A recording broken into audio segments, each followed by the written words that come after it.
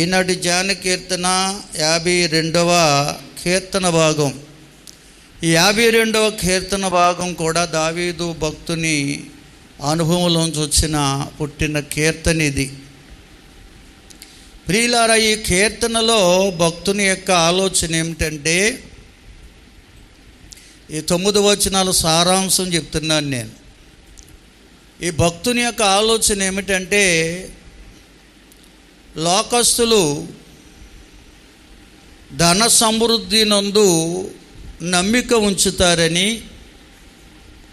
అయితే ధన సమృద్ధి ఎంతగా ధనాన్ని వారు సమకూర్చుకున్నా అది నిత్యము వారితో ఉండేది కాదని, కనుక దేవుని ప్రజలైన మనం దేవుని కృపలో అభివృద్ధి చెందాలని, అనగా దేవుని కృపయందే నమ్మిక ఉంచిన వారముగా ఉంటే నిత్యము అనునిత్యము కూడా దేవుని కృపనందే మనం నమ్మిక ఉంచిన వారమైతే ఆయన కృపలో మనం అభివృద్ధి చెందుతామని. ఎందుకంటే ఆయన కృపను పొందుకుంటే ధన సమృద్ధి చేయలేని కార్యాలు ఆయన కృప ద్వారా మానవ జీవితాల్లో జరుగుతాయని. ఎందుకంటే కృప, దేవుడిచ్చే కృప లోకములో పాపములో పడిపోకుండా కాపాడుతుంది. అంతేకాకుండా శ్రమల్లో కృంగిపోకుండా కృషించిపోకుండా బలపరిచి నడిపించేది దేవుని కృప. ఎంత ధనాన్ని సంపాదించుకున్నా ఆ ధనం లోకములో పాపములో పడిపోకుండా ఏ మానవుణ్ణి కాపాడలేదు. అంతేకాదు శ్రమలో కృంగిపోకుండా కృషించిపోకుండా ధనం అనేది మనల్ని బలపరిచి నడిపించలేదు. ఆ ధనానికి ఆ శక్తి లేదండి. కేవలం దేవుని కృపకే ఆ శక్తి ఉంది. ఎందుకంటే ధన సమృద్ధి అధికముగా చేసుకున్న వారు కూడా శ్రమలు ఉన్నాయి. ఆ శ్రమల వల్ల వారు ఎంతగానో కృంగిపోయి కృషించిపోయి ఆత్మహత్యలు చేసుకుని అనేక మంది కోట్లాది రూపాయలు సంపాదించుకున్న వారు కూడా ప్రాణాన్ని తీసేసుకుంటున్నారు. అంటే ఆ శ్రమను తాలుకోలేక, శ్రమ అనేది అనేక రూపాల్లో ఉంటుంది. ఆ శ్రమను తాలుకోలేక వారు తమ ప్రాణాన్నే తీసేసుకుంటున్నారండి. కారణం ఏమిటంటే ధన సమృద్ధి అనేది శ్రమలో మనం కృంగిపోకుండా మనల్ని బలపరచలేదు, కృషించిపోకుండా కాపాడలేదు. కేవలం దేవుని కృపే లోకములో పాపములో పడిపోకుండా కాపాడుతుంది. శ్రమల్లో కృంగిపోకుండా కృషించిపోకుండా మన ధైర్యపరిచి నడిపిస్తుంది. కనుక ధన సమృద్ధిలో లేని కార్యం దేవుని కృపలో ఉంది. నమ్మిన వారు స్తోత్రం చెల్లిస్తారా? బిగ్గరగా దేవుని స్తుతిందామా? ఎందుకంటే మన అందరికీ తెలుసు,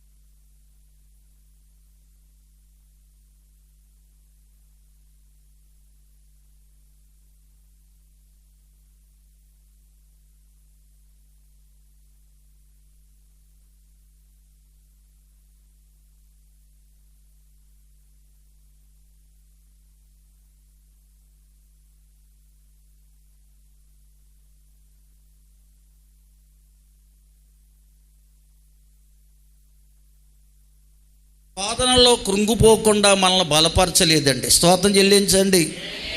ఆయన ఎంతో కృంగిపోయాడండి. ఎలాగ తీర్చాలో ఎన్నో ఆలోచనలో పడ్డాడు. కుటుంబం అంతా కలవరంతో ఉంది. ఎందుకు చెప్తున్నాండి ప్రియులారా, ధన సమృద్ధి ఎంతగా మనం చేసుకున్నా శ్రమ వచ్చినప్పుడు మనల్ని బలపరిచి నడిపించలేదు ధన సమృద్ధి. కేవలం దేవుని కృప మాత్రమే మనల్ని బలపరిచి నడిపించేది. దేవునికి స్తోత్రం. దేవుని కృప పొందిన వారు బెట్లకాయరండి, జోదాలు ఆడరు, ధనాపేక్ష ఉండదు వారికి, ధనాన్ని వృద్ధిపరచుకునే ఆలోచన ఉండదు. దేవుని కృప అంత గొప్పది. ధనము కంటే గొప్పది దేవుని కృప. నమ్మిన వారు స్తోత్రం చెల్లించాలి. కనుక ప్రియులారా, మనము దేవుని కృపను అందు నమ్మిక ఉంచాలి. నిత్యము దేవుని కృపను నమ్మిక ఉంచాలి. హల్లెలూయా. నేనైతే నీ కృపయందు నమ్మికయుంచియున్నాను, నమ్మికయుంచియున్నాను. కృపా క్రీస్తు కృపా, కృపా కృపా యేసు కృపా. దేవుని స్తోత్రం చెల్లించండి అందరూ. కనుక దేవుని ప్రజలైన మనం దేవుని కృపయందు నమ్మిక ఉంచాలి. నిత్యము నమ్మిక ఉంచాలి. ధనము చేయలేని కార్యాలు దేవుని కృప ద్వారా జరుగుతాయి. అందుకనే కీర్తనలు 147 కీర్తన 11వ వచనంలో భక్తుడు ఈ విధంగా తెలియజేస్తున్నాడు. ఒకసారి చదువుదామా. తన యందు భయభక్తులు గలవారి యందు తన కృప కొరకు కనిపెట్టి వారి యందు దేవుడు ఆనందించువాడయ్యున్నాడు. స్తోత్రం చెబుదామండి. ఎవరి యందు దేవుడు ఆనందిస్తాడంట? ధన సమృద్ధి యందు నమ్మికుంచిన వాళ్ళకి వాటి కాదంట. తన కృపయందు, దేవుని కృపయందు ఎవరైతే నమ్మిక ఉంచారో వారిని బట్టి దేవుడు సంతోషిస్తాడంటే. ఎందుకంటే కృప అంత గొప్పది. దేవుడిచ్చిన కృప అంత గొప్పదని ఎవరైతే గ్రహిస్తారో వారు నిత్యము దేవుని కృపయందు నమ్మిక ఉంచుతారండి. వారిని బట్టి దేవుడు సంతోషిస్తాడట. మనం దేవుని సంతోషపరిచే వారంగా ఉండాలి. ధన సమృద్ధితో నమ్మిక ఉంచితే దేవుడు సంతోషించడు అని వేదన చెందుతాడట అండి. అయ్యో నా బిడ్డ కృప యొక్క విలువను గ్రహించలేకుండా ఉన్నాడు, కృప యొక్క విలువను గ్రహించలేని దానిగా ఉంది అని దేవుడు వేదనకు గురవుతాడంటండి. దేవుని ఆత్మను దుఃఖపరచకూడదు. మనం దేవుని పిల్లలు ఎప్పుడూ నిత్యము దేవుని కృపయందే నమ్మిక ఉంచాలి. అందుకని ధర్మశాస్త్ర గ్రంథంలో మోషే ద్వారా ఇచ్చిన ధర్మశాస్త్ర గ్రంథం ఉంది. దాంట్లో 5వ పుస్తకం ద్వితీయోపదేశకాండం 7వ అధ్యాయంలో ఒక మాట ఉందండి. అది చదువుకుని ముందుకు వెళ్దామా. 7వ అధ్యాయం ద్వితీయోపదేశకాండం 9వ వచనం చదువుతారండి. చెప్తున్నాడు, మీ దేవుడైన యెహోవా ఎంత గొప్పవాడో తెలుసా? సృష్టికర్తనే దేవుడు ఎంత గొప్పవాడో తెలుసా? ఎవరైతే ఆయన్ని ప్రేమించి ఆయన ఆజ్ఞలు అనుసరిస్తారో 1000 తరముల వరకు వారి కుటుంబానికి కృప చూపించే దేవుడై ఉన్నాడు. కనుక దేవుని కృపను పొందాలంటే దేవుని మీద మనస్సు నిలిపే వారంగా ఉండాలి. దేవుని మాటలు విని ఆ రీతిగా నడుచుకునే వారంగా ఉంటే, అటువంటి మనసు ఎప్పుడైతే మనలో ఉంటుందో దేవుడు మనకు కృపనిస్తాడటండి. దేవుని కృప ఎలా పొందాలంటే చాలామంది అంటుంటారు. కానీ దేవుని కృప పొందాలంటే దేవుణ్ణి ప్రేమించే మనసు ఉండాలి. అనగా మనము దేవుని మీద మనసు నిలుపుకోవాలి. దేవుని మీద ఎవరైతే మనసు నిలుపుకుంటారో వారు దేవుని మాటలు వింటారు, ఆ ప్రకారంగా నడుచుకుంటారు, జీవిస్తారు. దేవుని మాటలు విని ఆ ప్రకారంగా నడుచుకునే మనసు ఎవరికైతే ఉంటుందో వారికి దేవుడు కృపనిస్తాడట. ఆ కృప 1000 తరాల వరకు నిలిచి ఉంటుందట. దేవుని స్తోత్రం చెబుదామండి. హల్లెలూయా, హల్లెలూయా. మరి దేవుని కృప ఎంత గొప్పదో చూడండి ప్రియులారా. ఆది కాండంలో ఒక భక్తుడు ఉన్నాడు, ఆయన పేరు నోవహు. 6వ అధ్యాయం 8-9 వచనాలు చదివితే, నోవహు భూమి మీద ఉన్నటువంటి ప్రజలందరిలో దేవుని కృప పొందినవాడు అని రాశారండి. దేవుని కృప పొందినవాడట. కనుకని అతను యథార్థవంతుడిగా నీతివంతుడిగా జీవించాడు. అతని కుటుంబం ఒకటే దేవుని దృష్టిలో అనుకూలంగా ఉంది. అందుకే దేవుడు ఆ తరమ వారిలో నోవహుతోనే దేవుడు మాట్లాడాడు. ఎందుకంటే అతడు దేవుణ్ణి ప్రేమించే మనసు గలవాడు, దేవుని మాట విని ఆ ప్రకారంగా నడుచుకునే మనసు గలవాడు. కనుక నోవహుతోనే దేవుడు మాట్లాడుతూ అంటాడు, నోవహు, ఈ తరమ వారిలో నువ్వు ఒక్కడవే నిందారహితుడిగా ఉన్నావు. ఇదిగో భూలోకమంతా చెడిపోయింది, బలాత్కారంతో నింపబడింది. నా కోపము భూమి మీద ప్రతి జీవరాశి మీద రగులుతుంది. కనుక నువ్వు ఒక పని చేయాలి, నీ కొరకు నీ కుటుంబం కొరకు ఒక వాడను సిద్ధపరచు. వాడ యొక్క నమూనా ప్లాన్ అంతా కూడా దేవుడే రాసిచ్చాడంట. ఈ రీతిగా వాడను సిద్ధపరచాలి, ఈ కర్రతోనే చేయాలి, ఇగో ఇక్కడ గుమ్మం పెట్టాలి, అక్కడ కిటికీ పెట్టాలి, ఇవన్నీ కూడా దేవుడు నోవహుతో చెప్పాడంట. నోవహుతో దేవుడు చెప్పిన ప్రకారంగా నోవహు చేశాడండి. దేవుని స్తోత్రం. అలా చేస్తున్నప్పుడు ఎంతోమంది అపహాసం చేశారు, అవహేళన చేశారు, గేలి చేశారు. అయినా కానీ అవేవి పట్టించుకోకుండా దేవుడు చెప్పిన ప్రకారంగా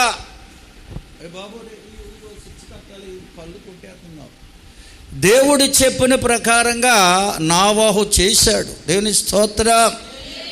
హల్లెలూయా. బిగ్గరగా స్తోత్రం చెబుదామా? హల్లెలూయా. కనుక నోవహు దేవుడు చెప్పిన ప్రకారంగా చేసేటువంటి కారణం, నోవహు దేవుని ప్రేమించే మనసు గలవాడు, దేవుడి మీద మనసు నిలిపిన భక్తుడు. కనుకనే నోవహు దేవుని కృప పొందుకోగలిగాడు. ఆ భయంకర జల ప్రళయములో భూలోక నివాసులందరూ నశించిపోతే నోవహు కుటుంబం ఒకటే రక్షించబడింది. జలప్రలయం అనంతరం నోవహు కుటుంబం ద్వారానే దేవదేవుడు భూలోకాన్ని నింపుతూ వచ్చాడు. దేవుని స్తోత్రం. హల్లెలూయా. అందుకే ఇర్మియా గ్రంథంలో మాట చెప్తాడండి ఈ కృప కొరకు. దయతో చదవండి. ఆనాడు దేవుని కృప ఎంత గొప్పదో, ఆ కృపలో ఉన్నటువంటి ఆధిక్యత ఏంటో ఇర్మియా భక్తుడు 32వ అధ్యాయంలో ఈ మాటలు రాసి పెట్టాడు. 17-19 వరకు చదవండి. యెహోవా క్రీస్తు పూర్వం దేవుని కృపలో ఉన్న ఆధిక్యత రాయబడింది అక్కడ. క్రీస్తు పూర్వం దేవుని కృప, దేవుని ప్రేమించి దేవుని మాటలు విని ఆ ప్రకారంగా నడుచుకునేవారు పొందేవారట. అయితే పొందేవారు కానీ వారు పాపం నుంచి విడుదల వారైతే పొందేవారు, దేవుడు వారిని పాపాలు క్షమించేవాడు, వారు కృపనిచ్చి నడిపించేవాడు. అయితే వారు చేసిన అతిక్రమాలు పాపాలకు ప్రతిఫలం వారి బిడ్డల మీదే వేసేవాడంట దేవుడు. దేవుని స్తోత్రం చెల్లించండి. మీరు నన్ను ప్రేమించారు, నా మాటల ప్రకారం నడుచుకున్నారు కనుక ఆ దోష శిక్ష మీ మీదకు రానివ్వనని ఇదిగో మీ బిడ్డల మీదకు పంపిస్తున్నాను. మీ బిడ్డలు కూడా నన్ను ప్రేమించి నా మాటలు విని ఆ ప్రకారంగా నడుచుకోగలిగితే వారి తర్వాత వారి బిడ్డల మీదకి వెళ్తుందా శాపం. వారు కూడా నన్ను ప్రేమించి నా మాటలు నడుచుకుంటే వారు కూడా ఆ కృపను పొందుకుంటారని దేవుడు ఆనాడే ఇర్మియా ప్రవక్త ద్వారా తెలియజేశాడు. దేవుని స్తోత్రం. ఇర్మియాకు తెలుసు దేవుని కృప ఎంత గొప్పదో. క్రీస్తు పూర్వం దేవుని కృప, ఆయన దేవుణ్ణి ప్రేమించి ఆయన మాటల ప్రకారంగా నడుచుకునేవారు పొందుకునేవారు. కానీ వారి మీదకి రావలసిన శిక్ష వారి పిల్లల మీదకి వెళ్ళిపోయేదండి. వారి పిల్లలు కూడా దేవుని ప్రేమించి దేవుని మాటల మీద నడుచుకుంటే వారు తప్పించబడేవారు. ఆ శిక్ష మరలా వారి తర్వాత తరం మీదకి వెళ్ళిపోయేదంట. అంటే శిక్ష మాత్రం వారి మీద ఏలుబడి చేస్తూనే ఉండేదట. దేవుని స్తోత్రం. హల్లెలూయా.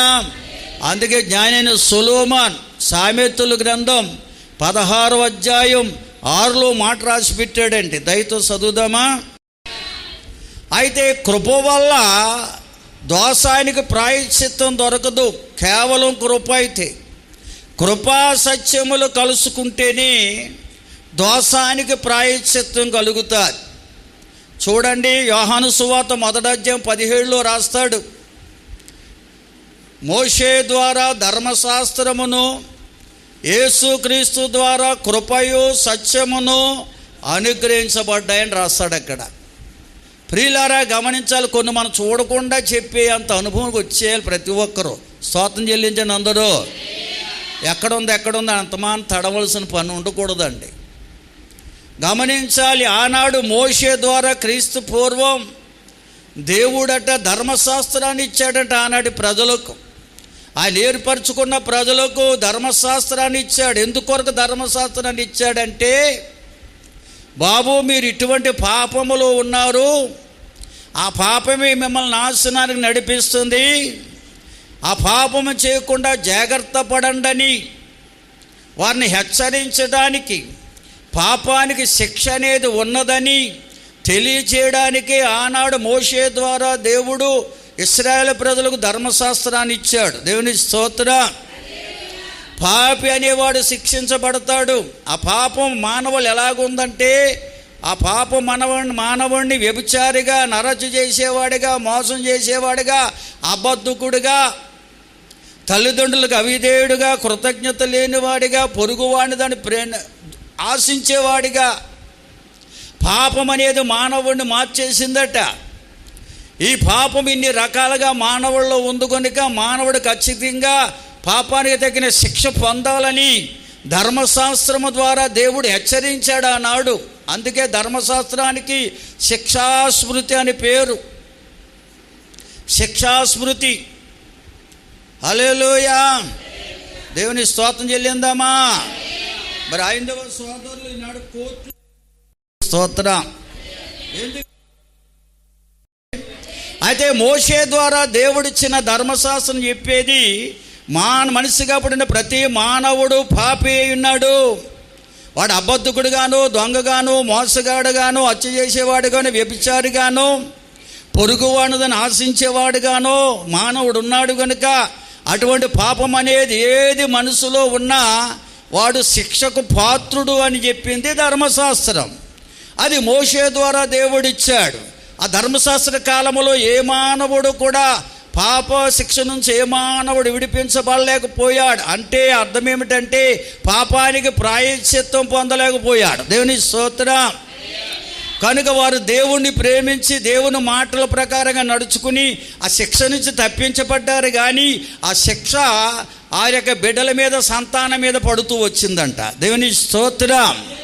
అందుకే దేవదేవుడు ఏ ఒక్కరూ నశించిపోవడం ఇష్టం లేక ఆ దేవదేవుడు లోకానికి కుమారుడిగా భూలోకానికి వచ్చాడు, యేసుగా భూలోకానికి వచ్చాడు, మానవ అవతారములో లోకానికి వచ్చాడు. హల్లెలూయా. మనుష్య కుమారుడిగా వచ్చాడు కనుక ఆయన కుమారుడు అని పేరు పెట్టారు ఆయనకి. కనుక ఆయన లోకానికి వచ్చి మానవాళికి ఏమిచ్చాడంటే కృపయు సత్యము. దేవుని స్తోత్రం చెల్లించండి అందరూ. యేసుక్రీస్తు ప్రభువారి పేరు కృపా సత్య సంపూర్ణుడు. హల్లెలూయా. యేసుక్రీస్తు ప్రభు ద్వారా కృపయు సత్యము లోకానికి అనుగ్రహించబడింది. క్రీస్తు శకం ఆ యొక్క 2024 సంవత్సరాల నుండి కూడా ఆయన కృపయు సత్యము భూలోకములో ప్రవహిస్తూనే ఉన్నాయి. ప్రియులారా, ఈ కృపలో సత్యములను ఆధిక్యత ఏమిటంటే మన పాపానికి ప్రాయశ్చిత్తం దొరుకుతుంది. ఎవరైతే దేవుని ప్రేమించి ఆయన ఆజ్ఞల ప్రకారంగా నడుచుకుంటారో వారికి దేవుడు కృపయు సత్యం ఇస్తున్నాడంట. అంటే వారి యొక్క పాపం నుంచి విడుదల పొందుతారు. పాపలోకములో పరిశుద్ధమైన జీవితాన్ని కూడా జీవిస్తారు. కృపా సత్యములు అంత ఆధిక్యత ఉంది. దేవుని స్తోత్ర. సత్యం అనగా దేవుని నోటి మాట. దేవుని నోటి మాటే సత్యం, దేవుని వాక్యమే సత్యం. కనుక దేయోగ్యత లేని మనలను, పాపులైన మనలను పరిశుద్ధులుగా మార్చడం కొరకు ఆ దేవదేవుడు కృపా సత్య సంపూర్ణుడుగా భూలోకానికి 2024 సంవత్సరాల క్రితమే వచ్చారు. యోహాను సువార్త 1వ అధ్యాయం 14 రాస్తాడు, ఆ వాక్యమే కృపా సత్య సంపూర్ణుడుగా మన మధ్య నివసించెను అంటాడు. దేవునికి స్తోత్రం, హల్లెలూయా. ఇంకా మనం చూస్తే ఎఫెసీ పత్రిక 2వ అధ్యాయం 1 నుంచి చదివితే పౌలు భక్తుడు ఇంకా దీన్ని లోతుగా వివరించాడండి. ఎఫెసీ పత్రిక 2వ అధ్యాయం 1 నుంచి యేసుక్రీస్తు ప్రభువారిచ్చిన కృపా సత్యాలు మనల్ని ఏ విధముగా రక్షించాయో ఒక రాయబడి ఉందండి. మరి ప్రతి మానవుడు పాపి ఉన్నాడు, ఏ భేదం లేదు, అందరూ పాపము చేసి దేవుడు అనుగ్రహించిన మహిమను పొందలేకపోతుండగా ఆ పాపములో ఉన్న అపరాధాలు, పాపాలను బట్టి మానవుడు దేవుని దృష్టిలో చచ్చిన వాడై ఉన్నాడంట. ఎందుకంటే పాపములు చేసే మానవుడు దేవుడు వాడిని చచ్చిన వాడితో సమానంగా చేస్తాడండి. వారి వైపు చూడు. అందుకే లోకంలో ఒక సామెత పుట్టింది, దుష్టులకు దేవుడు మాట్లాడరండి, డ్యాష్ పూర్తి చేయండి, దూరముగా ఉంటాడని పాట కూడా రాసేసారండి. అంటే అర్థమేంటి? దుష్టులు అంటే ఆత్మలో చనిపోయిన వారు, వారి ఇష్టానుసారంగా నడుచుకునేవారు, దుర్మార్గపు పనులు చేసేవారు, అపరాధములు పాపములతో చచ్చిన వారిగా ఉన్నవారే దేవుని దృష్టిలో వారే దుష్టులు. అంటే వారికి ఆయన దూరంగానే ఉంటాడంటే వారి వైపు చూడరంట. కనుకనే వారు ఇష్టానుసారంగా ప్రవర్తించి ఇష్టానుసారంగా జీవిస్తారు. అందుకే దేవుని భయం అనేది బొత్తుగా వారికి ఉండదండి. ఎక్కడన్నా ఏదైనా విగ్రహం కనపడింది దేవుడు అనుకుని లెంపలు వేసుకుంటాడు, ఆ దాటి బిగ్గరగా దేవుని స్తుతిందామా, హల్లెలూయా. అటువంటి స్థితిలో ఉన్న మనలను ప్రభువైన యేసుక్రీస్తు వారు ఆయన కృపతో, ఆయన కృపా సత్యముల ద్వారా మన దోషానికి ప్రాయశ్చిత్తం కలగజేశాడు కలవరి శిలువ యాగంలో. హల్లెలూయా. ఎందుకంటే ఆయన పరలోక వైభవాన్ని విడిచిపెట్టి రిక్తునిగా భూలోకానికి వచ్చి పాపము లేని యేసయ్య పాపులమైన మన కొరకు శిలువకు తన్ను తాను అప్పగించుకుని మన పాప శిక్షను, మన దోష శిక్షకు ప్రాయశ్చిత్త బలియాగం ఆయన చేశాడు శిలువ యాగము ద్వారా. హల్లెలూయా. అనగా కృపయు సత్యమును ఎక్కడంట? శిలువలో కలుసుకున్నాయటండి. దేవుని స్తోత్రం. సత్యం అనగా దేవుని వాక్యం ఏం చెప్తుందంటే పాపి ఖచ్చితంగా శిక్షించబడాలని చెప్తుంది సత్యం అది. కనుక ప్రియులారా గమనించాలి.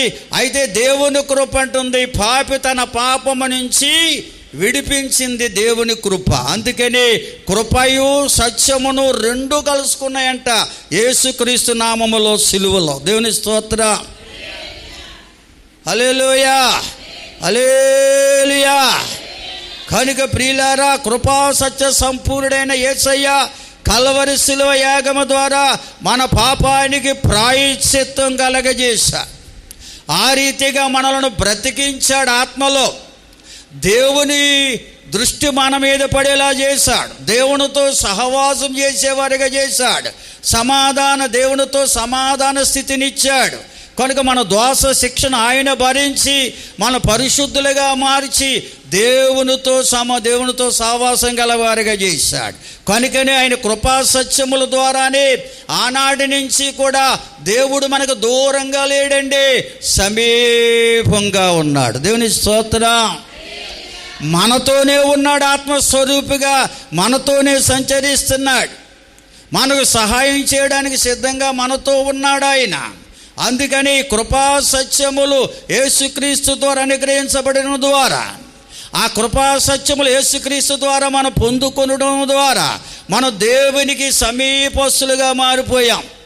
దాన్నే పేతురు గారు అంటారు, ఇదిగో మీరు చీకటిలోంచి వెలుగులోనికి, తన ఆశ్చర్యకరమైన వెలుగులోనికి పిలువబడ్డారు. కనుక మీరు పరిశుద్ధ జనాంగం, ఆయన సొత్తైన ప్రజలు అని ఒకప్పుడు ప్రజలుగా ఉండకుండా దేవుని ప్రజలయ్యారు. దేవుని స్తోత్రం. బిగ్గరగా స్తోత్రం చెల్లించండి అందరూ. హల్లెలూయా. ఒకప్పుడు ప్రజలుగా మీరుండక ఇప్పుడు మీరు ఏమయ్యారు? దేవుని ప్రజలయ్యారు.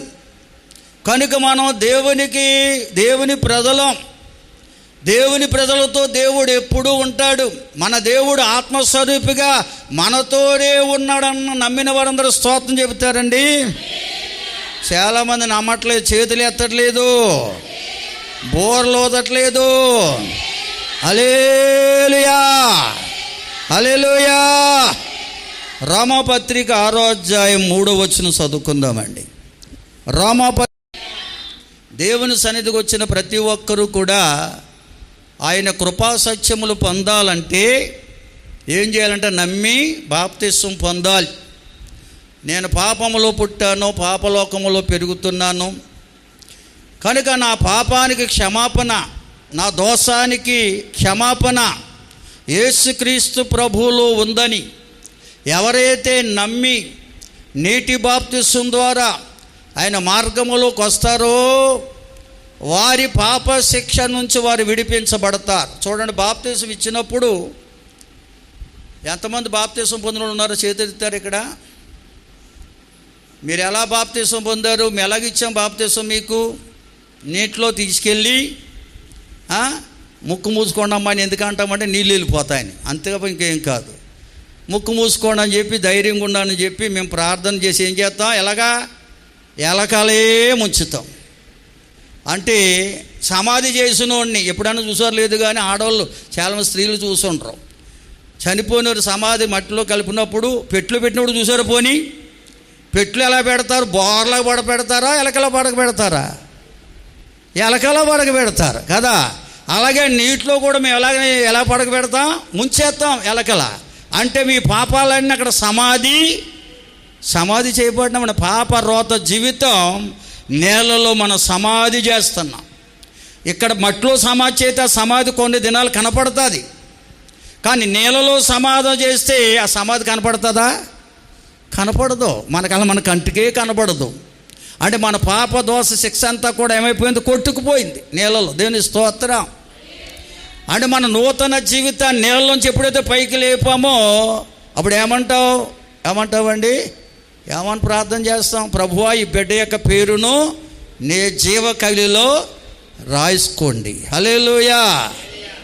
ఇప్పటి నుంచి కూడా ఈ బిడ్డ నీకు జీవించిన బిడ్డ, పాపము నుంచి మృతి పొంది జీవాన్ని పొందుకుంది అనగా నీకు సమీపస్తురాలు నీ బిడ్డండి.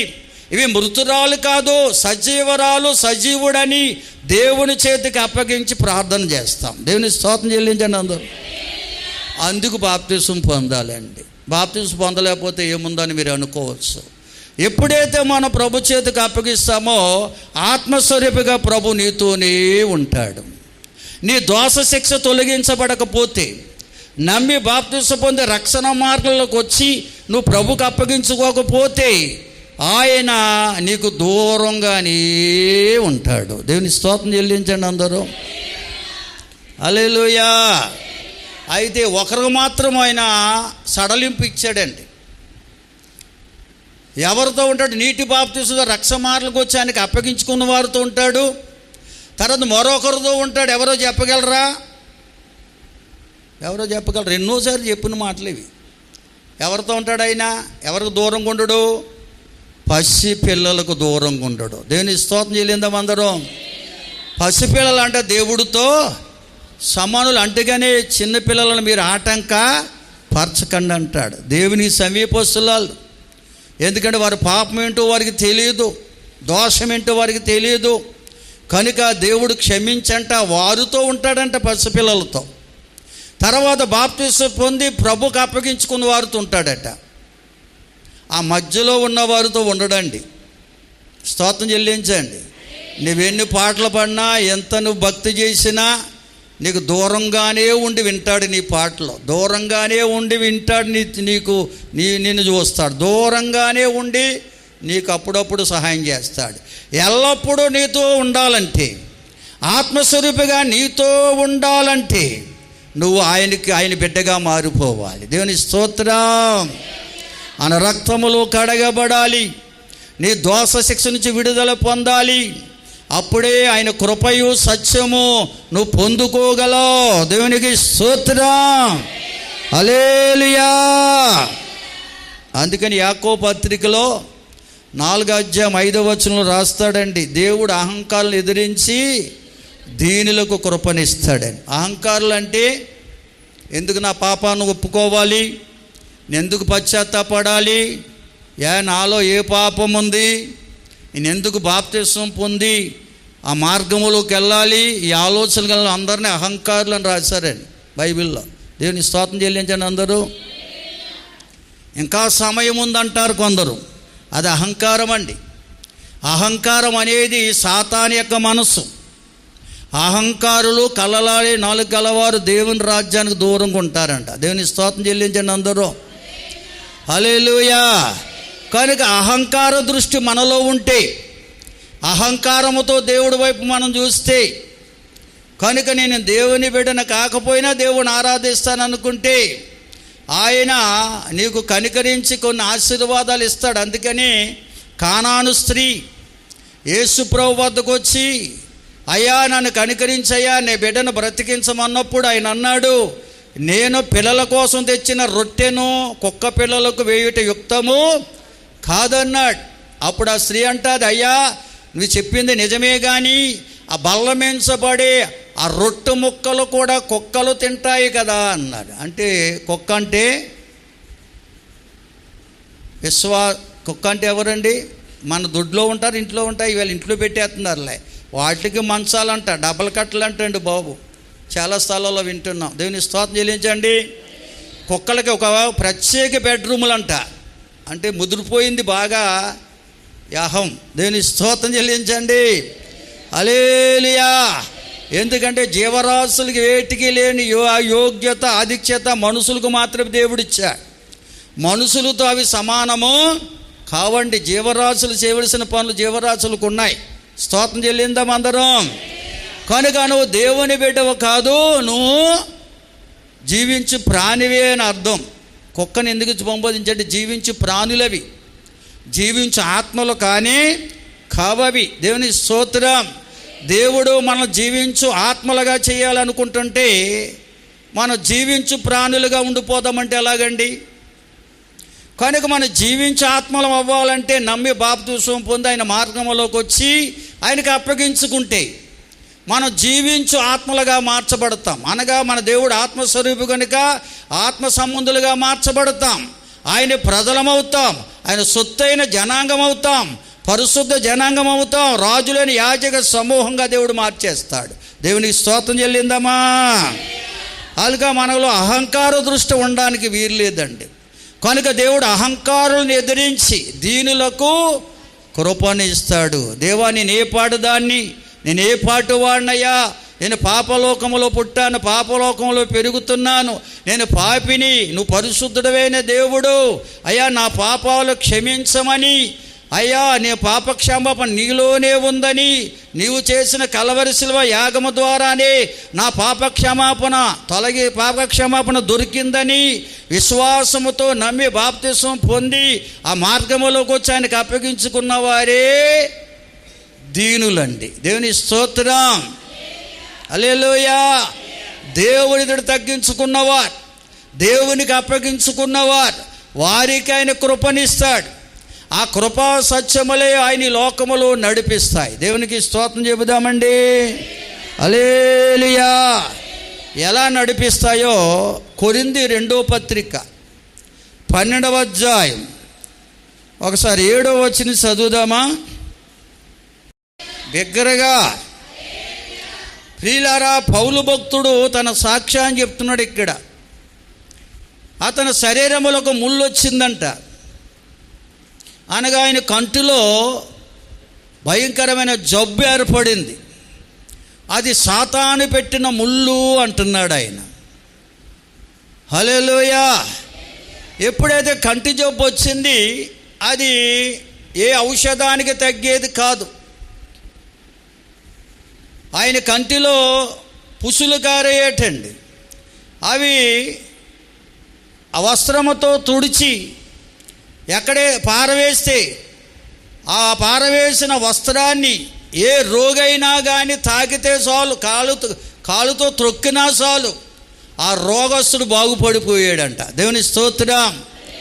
అంటే ఆ కంటి ఆ చీములో కూడా దేవుని మహిమ ఉందండి.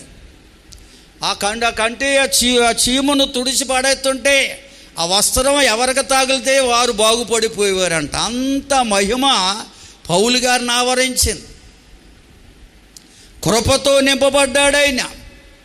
ఒకరోజు దేవునికి ముమ్మారు ప్రార్థన చేశాడంట ప్రభుకి. ప్రభువా, నువ్వు ఎన్నో నాకు ప్రత్యక్షతలు ఇచ్చావు, సమస్త కృపావారాలు ఇచ్చావు.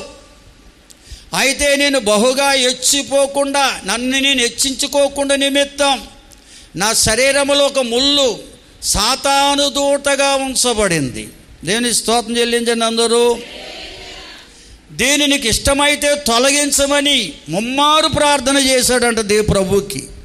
ప్రభు అంటాడు, నా కృప నీకు చాలు. హల్లెలూయా. ఎందుకంటే నా కృప నీకు పట్ల హెచ్చుగా ఉంది. నా కృపను నువ్వు పొందుకున్నావు. కృపా సత్యములను ఆవరించి ఉన్నాయి. ఆ కృప నీ మీద ఉన్నంతకాలము నీ శరీరములో ఏ బలహీనత వచ్చినా అది నిన్ను కృంగదీయలేదు, కృషింప చేయలేదు. నీ శరీరంలో ఎటువంటి బలహీనత ఉండ, నువ్వు బలహీనుడు కావు, బలవంతుడవే. దేవునికి స్తోత్రం చెల్లించండి అందరూ. దేవుని కృప పొందిన తర్వాత మన శరీరంలో ఏ వ్యాధి వచ్చినా, ఏ బాధ వచ్చినా, ఏ యొక్క లోపం వచ్చినా మనం భయపడవలసిన అవసరం లేదండి. ఎందుకంటే ఆయన కృపయందు నమ్మిక ఉంచితే ఆ కృపే మనలను కృంగిపోకుండా, కృషించిపోకుండా మనల్ని ధైర్యపరిచి నడిపిస్తుంది. మన శరీరంలో ఎన్ని బలహీనతలు ఉన్నా నేను బలహీనుడిని కాదు, బలవంతుడు అనే గొప్ప ధైర్యాన్ని మనకిస్తుంది. నమ్మున వారు స్తోత్రం చెల్లించండి. అందుకే పౌలు భక్తుడు అంటున్నాడు, నేను ఎప్పుడు బలహీనుడును అప్పుడే బలవంతుడను. దేవునికి స్తోత్రం. నాకే కలిగే శ్రమల్లో, శోధనలు, ఉపద్రవములు, ఇబ్బందులలో నేను ప్రభువునందు ఆనందిస్తున్నాను. ఎందుకంటే ప్రభు కృప నిత్యము నాతో ఉన్నది. దేవునికి స్తోత్రం. నిజంగా నువ్వు దేవుని కృపయందు, ప్రభు యొక్క కృపయందు నమ్మిక ఉంచిన వాడవైతే, నమ్మిక ఉంచిన దానవైతే నీ శరీరములో ఎటువంటి బలహీనత ఉన్నా కానీ, నీ జీవితంలో ఎటువంటి కొదువు ఉన్నా కానీ నువ్వు కృంగిపోవు, కృషించిపోవు, ధైర్యముతో ముందుకు నడుచుకుంటావు. కారణం ఏమిటంటే క్రీస్తు కృప అంత గొప్పది. దేవునికి స్తోత్రం చెల్లిందామా?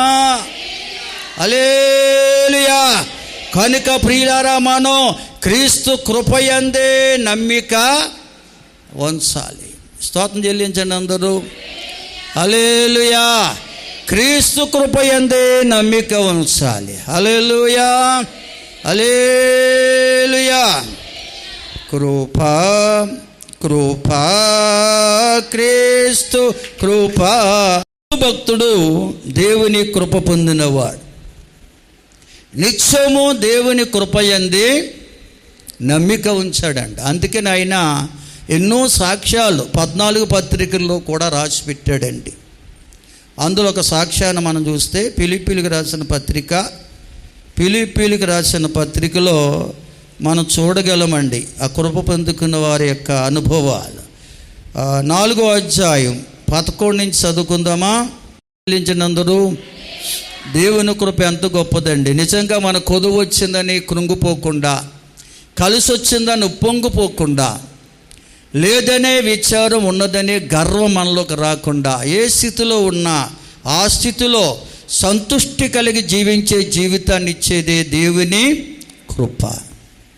అటువంటి కృపయందు మనం నిత్యము కూడా నమ్మిక ఉంచాలండి. కనుక పౌలు భక్తునే కాదు, లోకములో ఆయన కృప పొందుకున్న వారందరూ కూడా ఏ స్థితిలో ఉన్నా, ఏ పరిస్థితిలో ఉన్నా స్థితిగతులు మార్చగల దేవుని యందు విశ్వాసం ఉంచి సంతుష్టికరమైన జీవితాన్ని జీవించినట్లుగా మనం చూస్తాం. కనుక ప్రియులారా, దేవుని కృప అనేది అంత గొప్పదండి. కనుక అటువంటి కృపయందు నిత్యము మనం నమ్మిక ఉంచిన వారమై ఉండాలి. లోకస్తుల వలె ధనవృద్ధి యందు కాదు. మన ఎంత ధనాన్ని సంపాదించుకున్నా, ఎంత ఆస్తుపాస్తులు మనం సమకూర్చుకున్నా, అవి మన లోకములో పాపములో పడిపోకుండా కాపాడలేవు. శ్రమల్లో కృంగిపోకుండా కృషించిపోకుండా బలపరిచి నడిపించలేవు. కేవలం దేవుని కృప, ప్రభు అయిన యేసుక్రీస్తు ద్వారా మనకు అనుగ్రహించబడిన ఆ కృపా సత్యములోనే మనకు ప్రాయశ్చిత్తం ఉంది, పాపానికి ప్రాయశ్చిత్తం ఉంది. ఆయన కృపే మనలను ఏ స్థితిలో ఉన్నా, ఏ పరిస్థితిలో ఉన్నా సంతుష్టి గల జీవితాన్ని మనకు అనుగ్రహించేది. హల్లెలూయా. నమ్మున వారు మరొకసారి బిగ్గరగా స్తోత్రం చెబుదాం. హల్లెలూయా. అందుకే రోమాపత్రికలో పౌలు భక్తుడు అద్భుతమైన సలహా ఇచ్చాడు సంఘానికి. ఏమిటా సలహా అంటే, రోమాపత్రిక 12వ అధ్యాయం మొదటి 2 వచనాల్లో ఉంటుంది అది. హల్లెలూయా. కాబట్టి సహోదరులారా అంటారు. కాబట్టి అంటే క్రీస్తు కృప ఎంత గొప్పదో మీరు ఎరిగారు. కాబట్టి క్రీస్తు యొక్క కృప పొందుకున్న వారి జీవితాలు ఏ స్థితిలో ఉన్నా, ఏ పరిస్థితిలో ఉన్నా సంతుష్టి కలిగి ఉంటారని, జీవిస్తారని మీరు నమ్మారు. కాబట్టి సహోదరులారా ఏం చేయమన్నాడు ఆయన? పరిశుద్ధమును దేవునికి అనుకూలమునయ్యున్న సజీవయాగముగా మీ శరీరములను ఆయనకు సమర్పించుకొనుడని దేవుని వాత్సల్యతను బట్టి మిమ్మును బ్రతిమాలుకొనుచున్నాను. ఇట్టి సేవ మీకు యుక్తమైనది. మరి సరి అయినది ఏమిటంటే, మన బ్రతికు సజీవయాగం అంటే బ్రతికి ఉండగానే, చనిపోయిన తర్వాత కాదు. చనిపోయిన తర్వాత శవాన్ని తీసుకెళ్ళి దేవుని మందిరంలో పెట్టి ఎన్ని గంటలు ప్రార్థించినా ఏమీ ప్రయోజనం లేదండి. దేవుని వాక్యం అలా చెప్పట్లేదు. మృతదేహాన్ని పట్టుకెళ్ళి దేవుని బ్రతిమాలమనలేదు. ఒక ఆయన అడిగితే అన్నాడు, అక్కడ దేవుని బ్రతిమాలితే వాడు చచ్చిపోయినాడు పాపాలు క్షమించంట, వాడు ఆత్మను పరలోకాన్ని చేర్చుకుంటాడంట అని ఎక్కడ బైబిల్లో ఉందా? మనుషులు కల్పించే పద్ధతులండి. కనుక మన బ్రతికి ఉండగానే దేవునికి మనము సమర్పించుకోవాలి. సజీవ యాగముగానే ఆయనకు సమర్పించుకోవాలి. మన బ్రతికి ఉండగానే దేవునికి అప్పగించుకోవాలి మన శరీరాన్ని. అయ్యా, నా యొక్క కళ్ళను, నా యొక్క చెవులను, నా నోటిని, నా శరీరంలో ప్రతి అవయవాన్ని కూడా అభిషేకించండి అయ్యా అని దేవునికి అప్పగించుకోవాలండి. యోబు భక్తుడు బైబిల్ గ్రంథంలో యోబు కొరకు రాశాడు. ఆయనట్ట కళ్ళతో నిబంధన చేసుకున్నాడంట. తన కళ్ళే దేవుడికి అప్పగించేశాడంట. అయ్యా, లోకములు ఎన్ని శ్రమలు వచ్చినా, కష్టాలు వచ్చినా, ఎన్ని వ్యాధులు వచ్చినా నేను లోకం వైపు చూడకుండా నీ వైపే నేను చూడాలని నిబంధన చేసుకున్నాడంట దేవుడితో. అందుకే నేను ఎన్ని శ్రమలు వచ్చినా, 10 మంది బిడ్డలు చనిపోయినా, ఆస్తుపాస్తులను హరించిపోయినా, ఆరోగ్యం క్షీణించిపోయి హీనాతిహీనమైన స్థితికి దిగజారిపోయి చిల్ల పెంకులతో శరీరాన్ని గోక్కుని భయంకరమైన స్థితిలో ఉన్నా కానీ ఆయన లోకం వైపు చూడలేదు, లోకంలో ఉన్నవారి వైపు చూడలేదు, ఆయన దేవుని వైపే చూస్తున్నాడు. హల్లెలూయా. అలాగే మన సజీవ యాగముగా మన శరీరాన్ని దేవునికి సమర్పించుకోవాలి, అనగా మనం అప్పగించుకోవాలి. ఆయనకి ఎప్పుడైతే అప్పగించుకుంటావో మన అవయవాలన్నిటినీ కూడా ఆయన అభిషేకిస్తాడండి. మన అవయవాలన్నిటి కూడా సున్నతినిస్తాడండి. ఎప్పుడైతే అభిషేకిస్తాడో మనము దేవుని కృపయందే నమ్మిక ఉంచుతాం నిత్యము. ధనవృద్ధి యందు నమ్మిక ఉంచాం.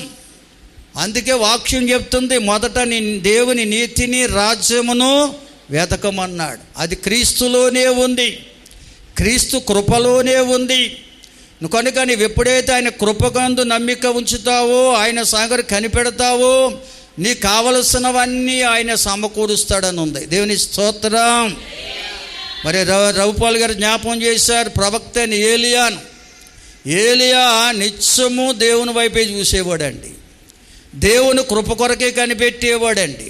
కనుకనే దేవుడు ఆయనను పోషించిన విధానం ఎంత ఆశ్చర్యకరమైనదో, ఎంత ఆశ్చర్యకరమైనదో. దేవుని స్తోత్రం చెబుదామా?